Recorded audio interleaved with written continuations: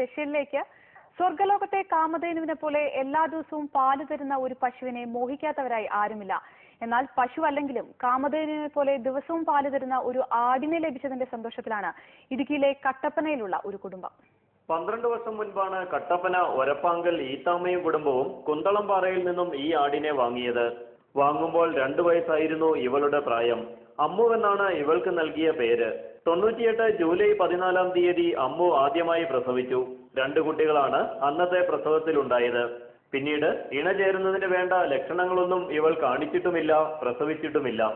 എങ്കിലും അന്നു മുതൽ ഇന്ന് വരെ 10 വർഷത്തിലധികമായി അമ്മു ഈത്താമ്മയ്ക്കും കുടുംബത്തിനും ആവശ്യമായ പാൽ ചുരത്തുകയാണ്. തുടക്കത്തിൽ 1.5 ലിറ്റർ പാൽ വരെ ലഭിച്ചിരുന്നു. ഇപ്പോഴിത് 1 ലിറ്ററായി കുറഞ്ഞിട്ടുണ്ടെന്നത് മാത്രമാണ് ആകെയുണ്ടായ മാറ്റം. ഇങ്ങനെ അവർക്ക് ഇഷ്ടപ്പെട്ട എന്താണോ അത് കൊടുക്കുക. ഈ കൂടാണ് അമ്മുവിന്റെ ലോകം. ഇവിടെ നിന്നും അപൂർവമായി മാത്രമേ പുറത്തിറങ്ങാറുള്ളൂ. എന്തു വില കിട്ടിയാലും കാമധേനുവിനെ പോലെ പാൽ ചുരത്തുന്ന അമ്മുവിനെ മറ്റാർക്കും നൽകാൻ ഈത്താമ്മയും കുടുംബവും തയ്യാറല്ല. ഏഷ്യാനെറ്റ് ന്യൂസ്, ഇടുക്കി.